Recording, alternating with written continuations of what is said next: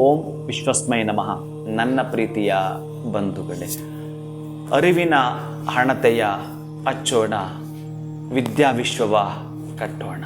ಅಂದರೆ ನಮಗೆ ವಿದ್ಯೆಯೇ ಪ್ರಮುಖವಾಗಿರ್ತಕ್ಕಂಥದ್ದರಿಂದ ಓಂ ಶ್ರೀ ಚಾರುಶೀಲಾಯ ನಮಃ.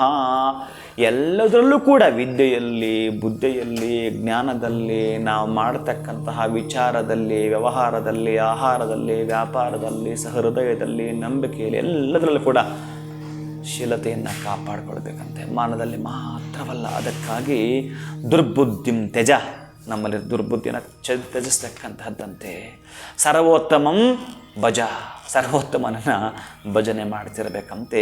ವೈಕುಂಠಮಂ ವ್ರಜ ಅಂತ ಹೇಳ್ತಾನೆ.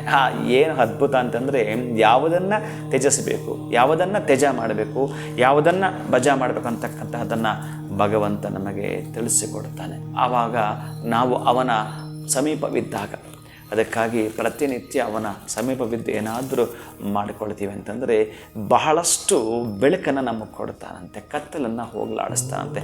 ಅಂಥ ಅಂಧಕಾರವನ್ನು ಹೋಗಲಾಡಿಸ್ತಾ ನಿಮಗೆ ಜ್ಯೋತಿ ರೂಪದಲ್ಲಿ, ಪರಂಜ್ಯೋತಿ ರೂಪದಲ್ಲಿ, ಪ್ರಖ್ಯಾತಿ ರೂಪದಲ್ಲಿ ನಿಮಗೆ ಆತ ಕಾಣಿಸ್ಕೊಳ್ತಾನೆ.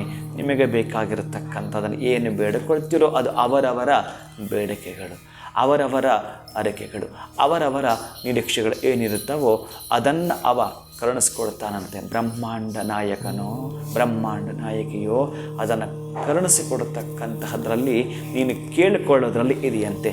ಅಂದರೆ ಅವಳ ಅಥವಾ ಆಕೆಯ ಕರುಣೆ ನಿನ್ನ ಮೇಲೆ ಬರಬೇಕಾದರೆ ನಿನ್ನ ಕಾರುಣ್ಯ ಪ್ರಜ್ಞೆ ಎಷ್ಟಿದೆ, ಎಷ್ಟು ದುರ್ಬುದ್ಧಿಯನ್ನು ತ್ಯಜಿಸಿದೆಯಾ, ಎಷ್ಟಾಗಿ ಅವನನ್ನು ಭಜಿಸಿದೆಯಾ, ಇದು ನಮಗೆ ಬೇಕಾಗಿರ್ತಕ್ಕಂಥದ್ದು. ಅದನ್ನು ಮಾಡಿಕೊಳ್ತೀವಿ, ದಿಶಕ್ತಿಯನ್ನು ಪಡೆದುಕೊಳ್ತೀವಿ. ಶುಭಂ ಭೂಯಾತ್, ಒಳಿತಾಗಲಿ.